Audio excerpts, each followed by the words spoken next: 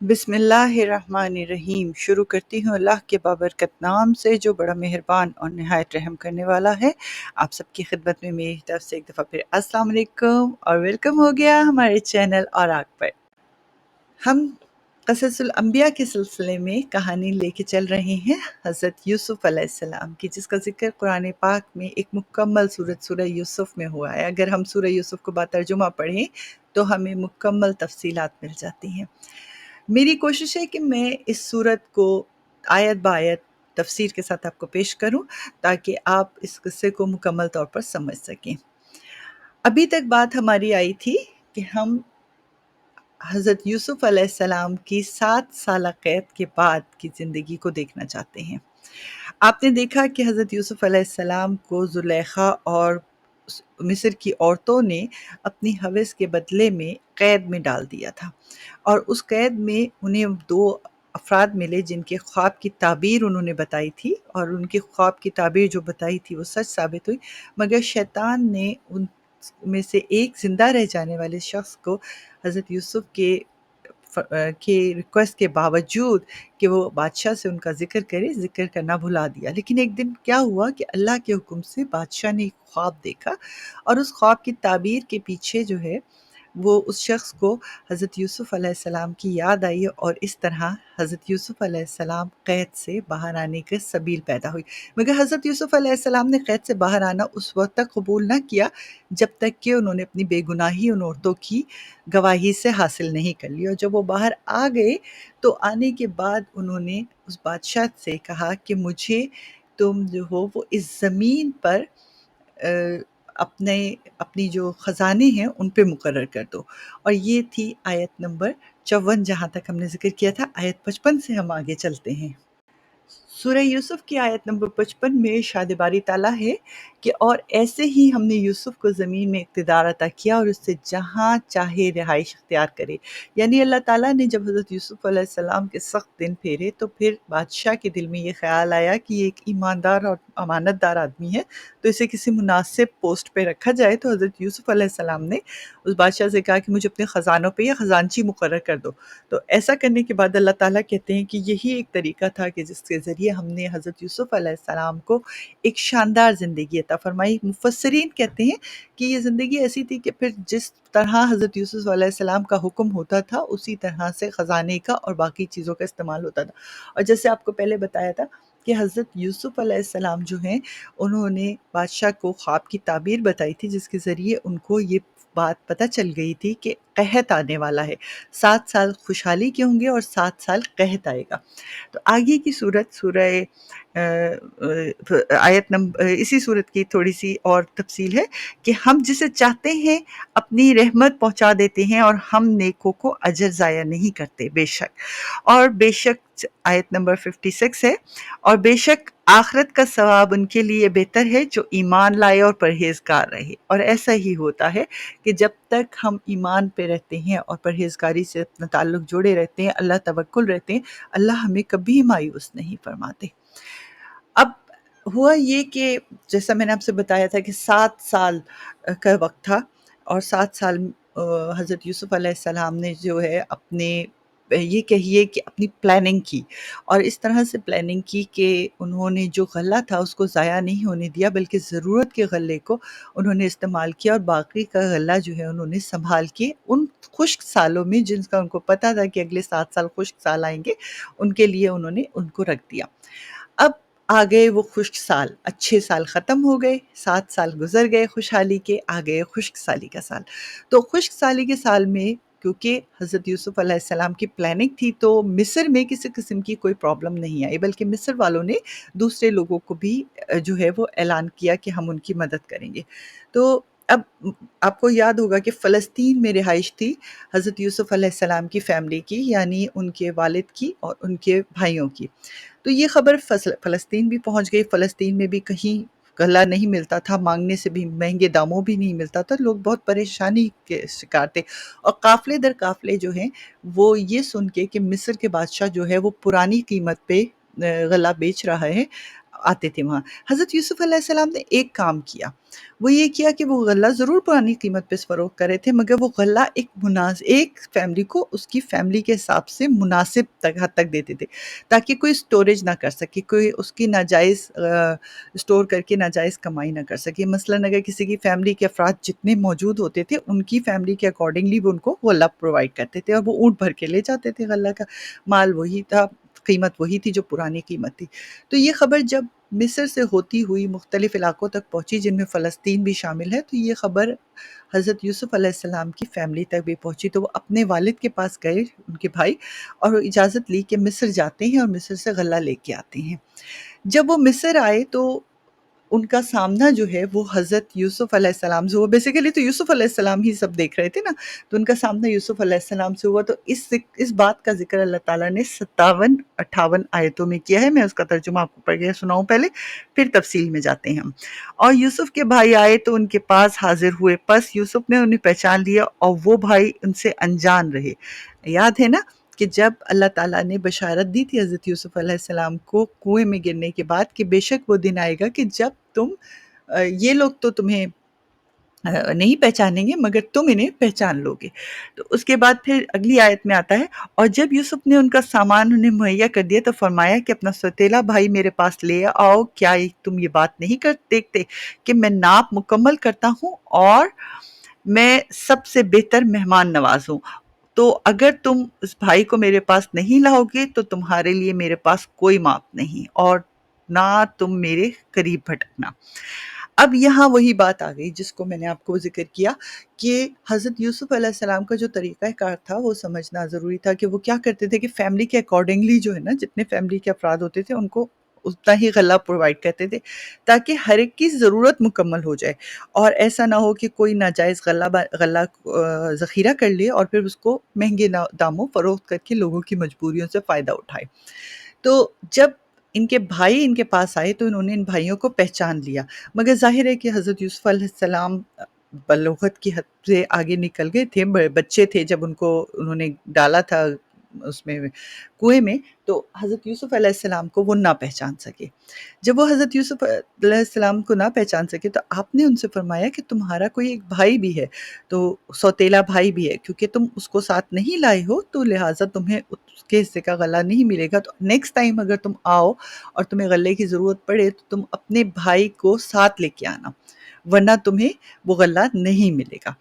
अब यहाँ पे हज़रत यूसुफ़ अलैहिस्सलाम की जो मंशा थी वो यकीनन यही थी कि वो अपने भाई से मिलना चाहते थे, अपने वालिद से मिलना चाहते थे, और अपने भाई और वालिद को मिलने का एक ये मुनासिब तरीक़ा था कि उन्होंने उनको ये बात कही। और वैसे भी ये बात उसूल के मुताबिक थी, क्योंकि जिसको भी गल्ला लेना था वो अपनी फ़ैमिली को साथ लेके ही आता था। तो थोड़ा-सा हम आगे सा आयत नंबर 60 और 61 का तर्जुमा देख लेते हैं, उसके बाद फिर तफ़सीर में आते हैं। उन्होंने कहा, हम इस बाब से इसके मुतालिक ज़रूर मुतालबा करेंगे और बेशक हम ज़रूर ये करेंगे। और आयत नंबर 61 में है, और यूसुफ ने अपने गुलामों से फरमाया कि इसकी रकम भी इनकी बोरियों में वापस रख दो, ताकि जब ये अपने घर वापस लौट जाएँ तो उसे पहचान लें, ताकि ये वापस आएँ। इसमें देखिए हज़रत यूसुफ़ अलैहिस्सलाम की एक बड़ी ख़ास बात पता चल रही है, वो ये कि हज़रत यूसुफ़ अलैहिस्सलाम ने ना सिर्फ़ ये कि अपने भाई के को लाने का ज़रिया तलाश कर लिया और अपने भाइयों को ये हुक्म दिया कि नेक्स्ट टाइम जब तुम आओ गल्ला लेने के लिए तो यकीनन तुम अपने भाइयों को साथ लेके आओ, सब भाइयों को, और उसमें यकीनन उनका सगा भाई और उनका सौतेला भाई दोनों शामिल थे।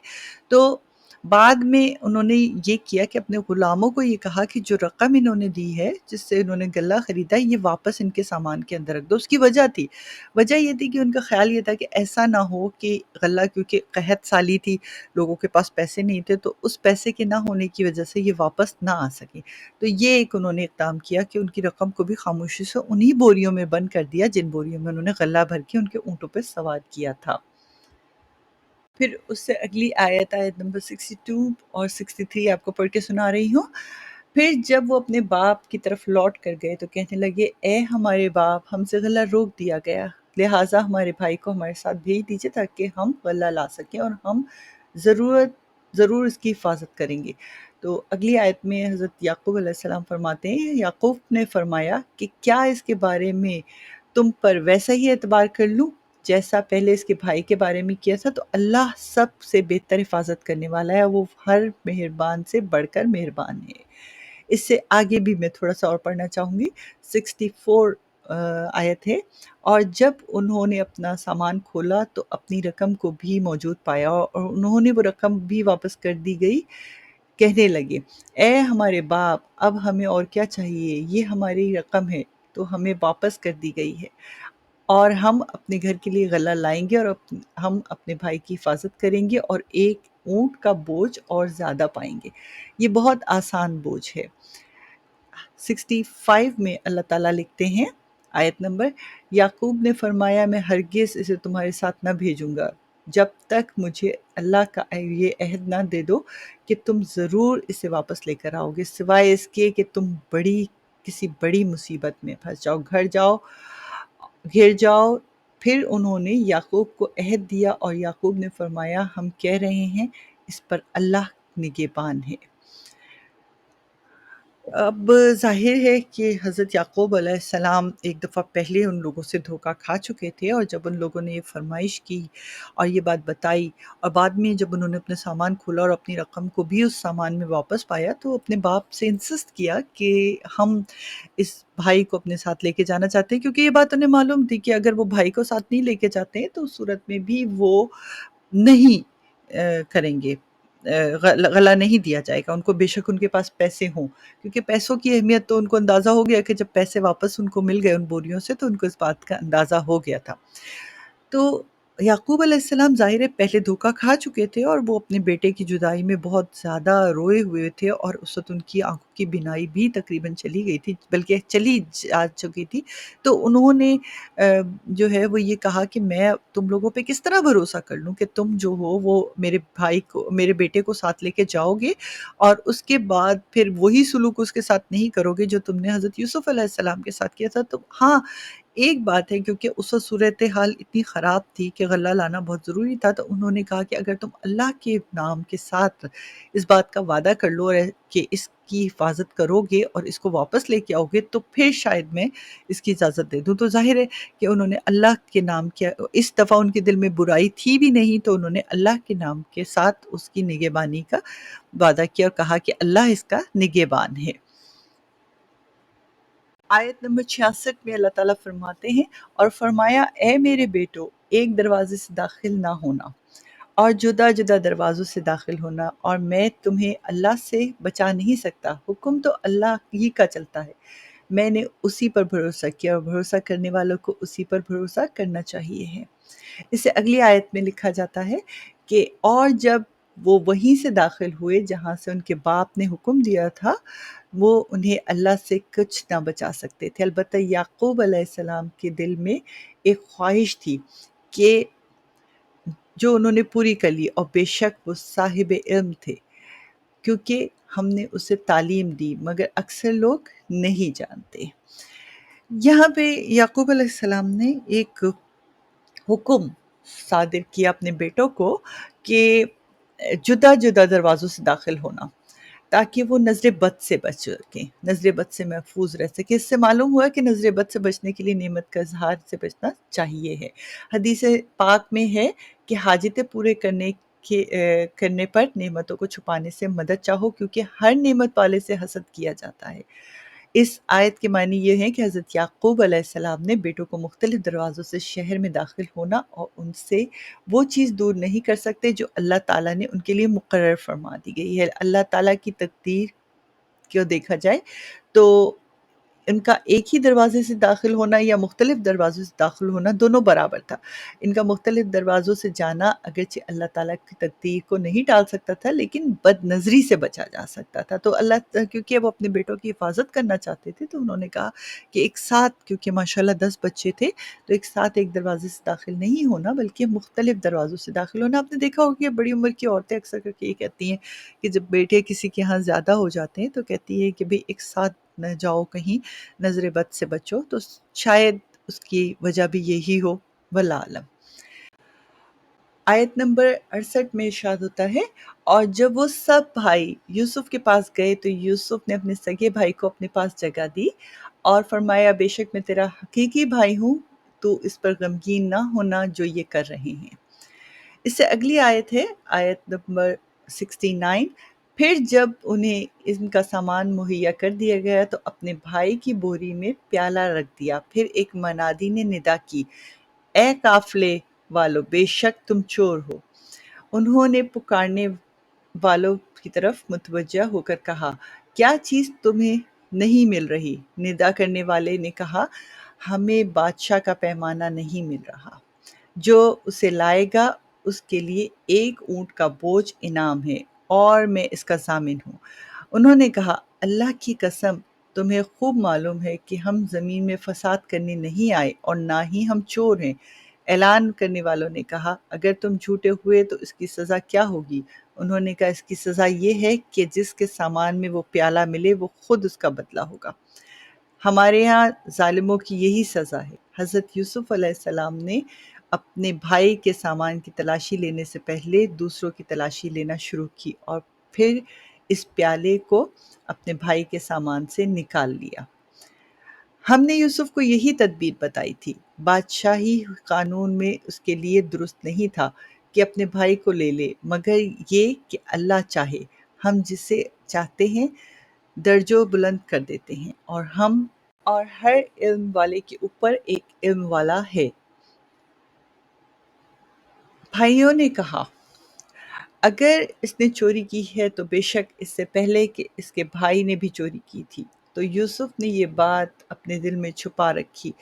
और उन पर ज़ाहिर ना की। क्या तुम इंतहाई घटिया दर्जे के आदमी हो और अल्लाह खूब जानता है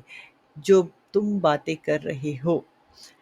अब यहाँ पे देखिए कि हज़रत यूसुफ़ अलैहिस्सलाम ने जब अपने भाई से मुलाकात की तो उसको बता दिया कि वो उसके हकीकी भाई हैं, लेकिन बादशाही कानून ये था कि वो उसे वहाँ रोक नहीं सकते थे, क्योंकि वो उनका भाई बेशक था, लेकिन वो अपने भाइयों के साथ आया था, उसको रोकना उनके लिए मुश्किल था। तो अल्लाह ताला ने उनको एक राह दिखाई। उन्होंने किया ये कि जब सामान पैक करवा रहे थे तो अपने भाई के सामान में एक अदद प्याला रखवा दिया जो शाही प्याला था, और उस शाही प्याले के जैसे ही रखवाया तो फिर मनादी भी खुद ही करवा दी कि ये प्याला चोरी हो गया, और सबकी तलाशी ली जिनमें उनके अपने सौतेले भाई शामिल थे। और आखिर में अपने भाई की तलाशी लेने के बाद उन्होंने वो प्याला निकाल लिया तो उस पे उनके भाई जो हैं वो गैज़ो गज़बनाक हो गए और कहा कि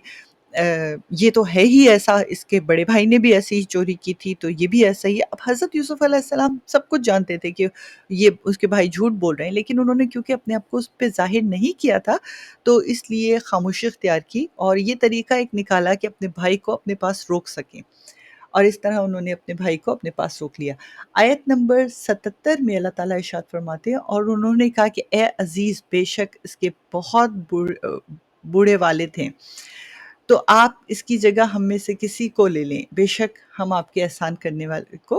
देख रहे हैं। तो यूसुफ ने फरमाया, अल्लाह की पनाह कि जिसके पास हमने अपना सामान पाया है उसके अलावा किसी को पकड़े तुम, जब तो हम जालिमों में से होंगे। यानी बेशक उनके भाइयों को पता लग गया था कि उन्होंने चोरी की है, उनको ये एहसास हुआ था, लेकिन वो क्योंकि अपने भाई से अपने के लिए वादा करके आए थे अपने बूढ़े वालिद से, तो उन्होंने कहा इनका वालिद बहुत बूढ़े हैं, तो प्लीज़ आप जो है वो हम में से किसी को भी रोक लें, मगर इस बच्चे को जाने दें। तो हज़रत यूसुफ़ अलैहिस्सलाम का तो मकसद ही अपने भाई को रोकने का था, तो उन्होंने साफ मना किया और साथ में ये गलत बात भी कही कि किसी और का इल्ज़ाम वो किसी और के ऊपर नहीं डाल सकते थे। इससे आगे आयत नंबर 79 से अल्लाह ताला ने जो इरशाद फरमाया उसका तर्जुमा मैं आपकी खिदमत में पेश कर रही हूँ। फिर जब वो भाई उससे मायूस हो गए तो एक तरफ जाकर सरगोशी में मशवरा करने लगे। उनमें बड़ा भाई कहने लगा, क्या तुम्हें मालूम नहीं कि तुम्हारे वालिद ने तुमसे अल्लाह का अहद लिया था कि इससे पहले तुम यूसुफ के हक में कोताही कर चुके हो, तो मैं तो यहाँ से हरगिज़ ना हटूँगा जब तक मेरे वालिद मुझे इजाज़त ना दे देंगे, तो या अल्लाह मुझे कोई हुक्म फरमा देगा, और वो सबसे बेहतर हुक्म देने वाला है। तुम अपने बाप के पास लौट कर जाओ, फिर अर्ज़ करो, ए हमारे बाप, बेशक आपके बेटे ने चोरी की है और हम इतनी ही बात के गवाह हैं जितनी हमें मालूम है, और हम गैब के निगहबान न थे, और शहर वालों से पूछ लीजिए जिसमें हम थे, اور اس قافلے سے معلوم کر لیں جس نے ہم واپس آئے ہیں، اور بے شک ہم سچے ہیں۔ یوں ہاں، جب بھائیوں نے دیکھا کہ حضرت یوسف علیہ السلام جو ہے وہ کسی بھی طرح سے اپنے بھائی کو چھوڑنے پہ رضامند نہیں ہو رہے ہیں، تو حضرت یوسف علیہ السلام نے جو ہے ان کے بھائیوں نے جو ہے وہ ایک طرف مشورہ کیا۔ بڑا بھائی کہنے لگا کہ بھئی بے شک میں تو اللہ کا وعدہ کر کے اس بھائی کو یہاں لایا تھا اور میں یہاں سے نہیں ٹلوں گا، تم لوگ واپس جاؤ اور جا کے ساری صورتحال جو ہے وہ ہمارے والد کو بتاؤ، کہ ان کو بتاؤ کہ یہاں پہ ہمارے پاس گواہ موجود ہیں جو شہر والے ہیں یا قافلے والے ہیں، وہ چاہیں تو ان سے گواہی لے سکتے ہیں، اور اللہ جب تک ہماری مدد کرے گا، تو انہیں اللہ سے امید تھی کہ اللہ ان کی اس سلسلے میں کوئی مدد کرے گا، تو ان کے بھائی جو ہیں وہ قافلے والوں کے ساتھ چلے گئے۔ اس سے اگلی آیت، آیت نمبر 82 میں ہے، اس سے آگے کچھ آیتیں میں ایک ساتھ پڑھوں گی۔ یعقوب نے فرمایا بلکہ تمہارے نفس سے تمہارے لیے کچھ ہیلا بنا دیا ہے، تو عمدہ صبر ہے، عنقریب اللہ ان سب کو میرے پاس لے آئے گا، بے شک وہی علم والا اور حکمت والا ہے۔ اور یعقوب نے ان سے منہ پھیر کر اور کہا، ہائے افسوس یوسف کی جدائی پر، اور یعقوب کی آنکھیں غم سے سفید ہو گئیں، تو وہ اپنا غم برداشت کرتے رہے۔ پھر آیت نمبر 84 میں ہے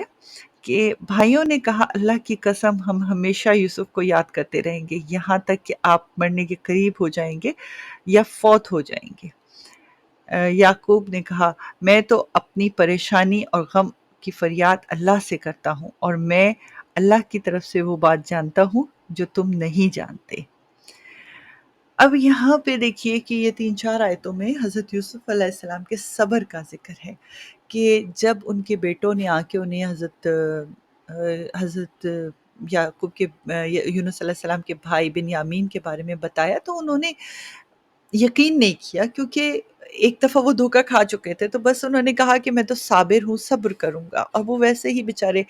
اپنے بیٹے کی جدائی میں جو ہے وہ اتنا روئے تھے کہ ان کی آنکھیں سفید ہو جانے سے مطلب تھا کہ بینائی چلی گئی تھی۔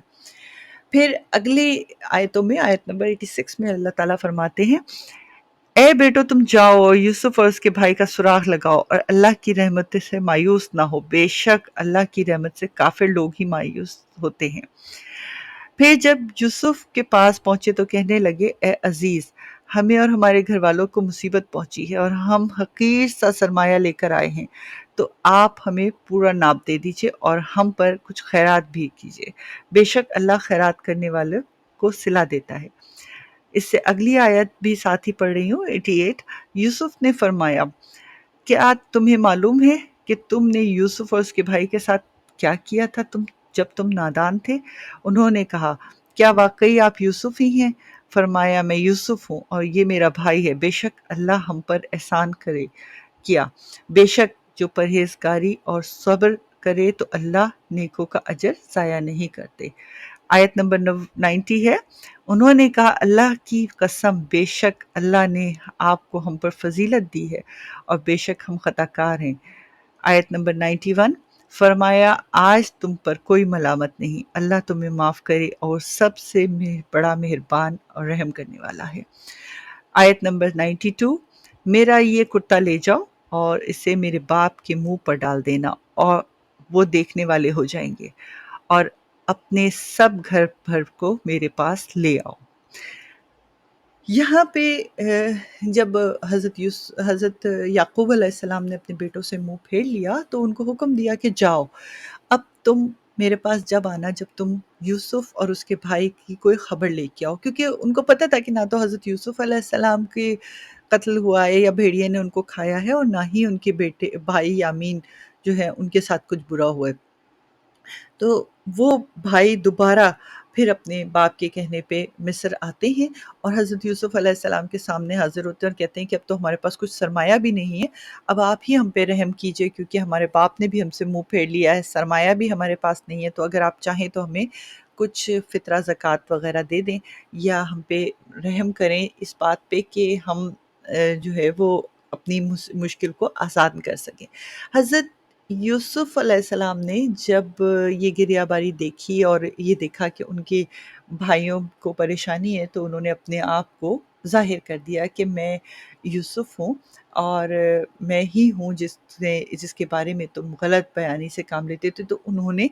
مزید رونا شروع کیا اور اب سے معافی مانگی۔ اس پہ اللہ تعالیٰ کے نبی حضرت یوسف علیہ السلام نے آپ کو معاف فرمایا اور کہا کہ اللہ بھی تمہیں معاف فرمائے، میں بھی تمہیں معاف فرماتا ہوں، اور ساتھ ہی ایک کرتا دیا اور کہا کہ یہ کرتا میرے باپ کے چہرے کے اوپر رکھ دینا، جس سے ان کی بینائی جو ہے وہ واپس آ جائے گی، اور بعد میں وضاحت سے حکم دیا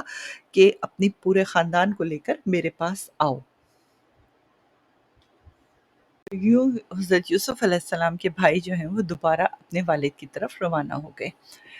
اس سے اگلی آیت 93 اور 94 اور 95 چند آیتیں میں ایک ساتھ دوبارہ پڑھ رہی ہوں۔ اور جب قافلہ وہاں سے جدا ہوا تو ان کے باپ نے فرمایا بے شک میں یوسف کی خوشبو پا رہا ہوں، اگر تم مجھے کم سمجھ نہ کہو۔ حاضرین نے کہا اللہ کی قسم آپ اپنی اسی پرانی محبت میں گم ہیں۔ پھر جب خوشخبری سنانے والا آیا تو اس نے وہ کرتا یعقوب کے منہ پر ڈال دیا، اسی وقت وہ دیکھنے والے ہو گئے۔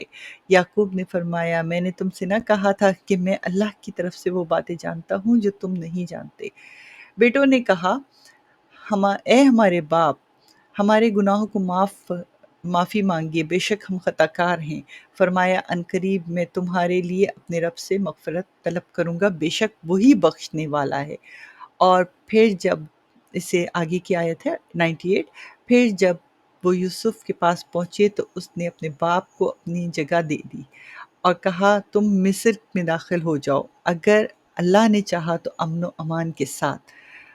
آیت نمبر 99 میں ہے، اور اس نے اپنے ماں باپ کو تخت پر بٹھایا اور سب اس کے لیے سجدہ کر گئے۔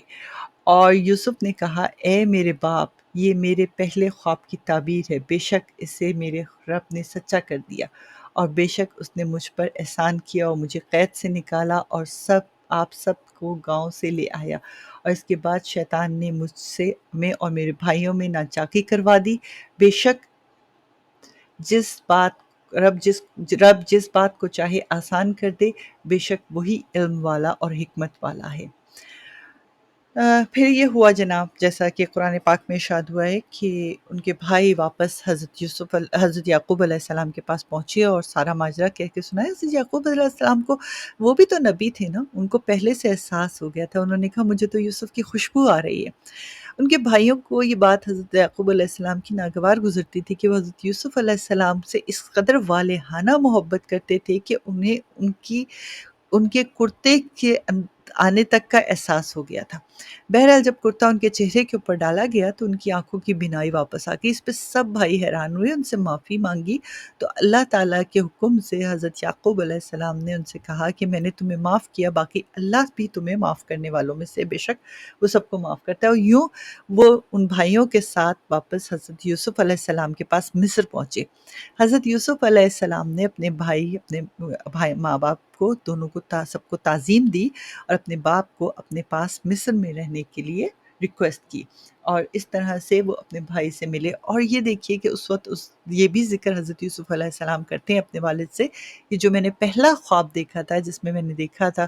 اور جس کو آپ نے منع کیا تھا مجھے اپنے بھائیوں کو بتانے کو، تو مجھے اس خواب کا بھی دیکھیے سچ ثابت ہو گیا ہے۔ اس سے اگلی آیت جو ہے وہ بھی ہم دیکھ لیتے ہیں۔ آیت نمبر 100 میں اللہ تعالیٰ فرماتے ہیں اے میرے رب، بے شک تو نے مجھے ایک سلطنت دی اور مجھے خوابوں کی تعبیر نکالنا سکھائی۔ اے آسمان اور زمین کے بنانے والے، تو دنیا اور آخرت میں میرا مددگار رہے، مجھے اسلام کی حالت میں موت عطا فرما اور مجھے اپنے قریب کے لائق بندوں کے ساتھ شامل فرما۔ آیت نمبر 101 کہتی ہے یہ کچھ غیب کی خبریں ہیں جو ہم تمہاری طرف وحی کرتے ہیں، اور تم ان کے پاس نہ تھے جب انہوں نے پختہ ارادہ کر لیا اور وہ سازش کر رہے تھے۔ آیت نمبر 102 میں ارشاد ہوتا ہے کہ اور اکثر لوگ ایمان نہیں لائیں گے اگرچہ آپ کو کتنی ہی خواہش ہو، اور آپ اس تبلیغ پر ان سے کوئی اجرت نہیں مانگتے، تو سب سارے جہان کے لیے صرف نصیحت ہے۔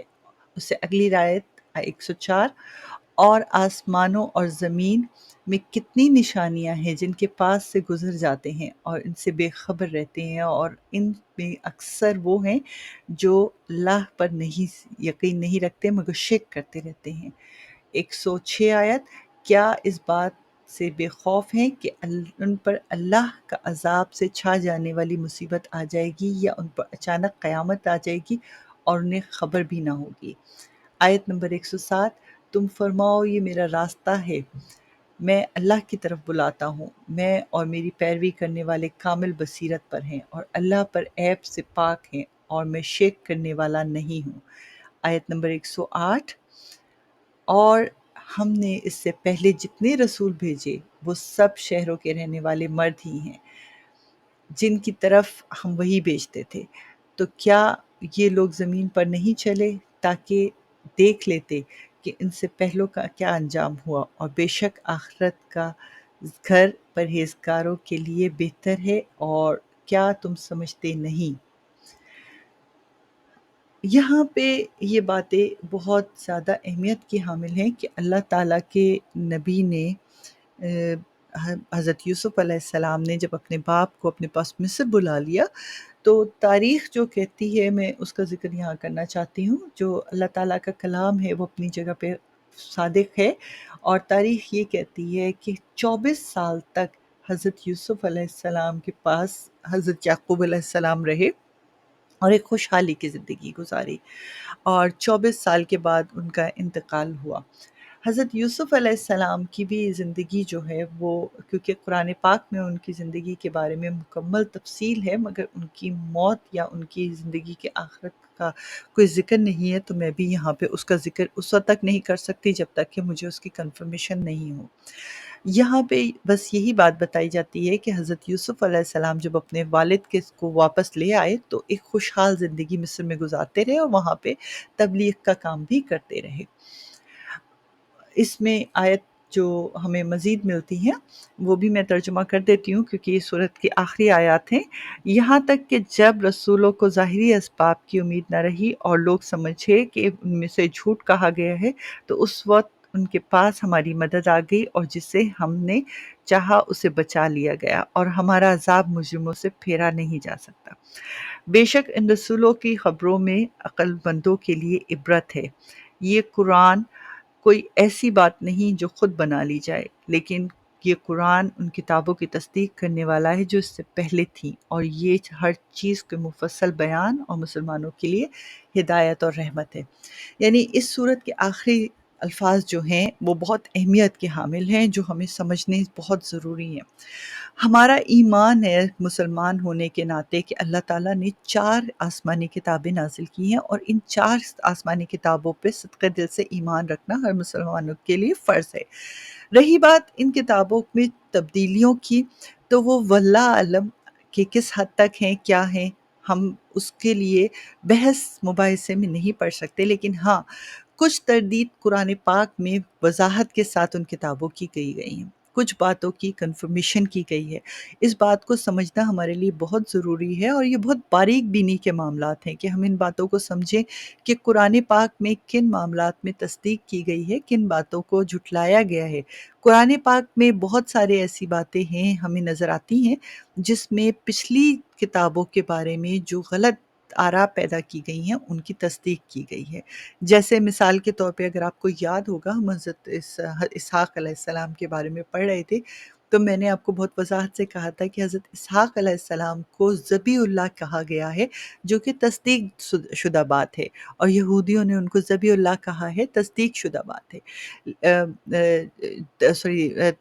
تبدیل شدہ بات ہے، جبکہ ذبیح اللہ جو ہیں وہ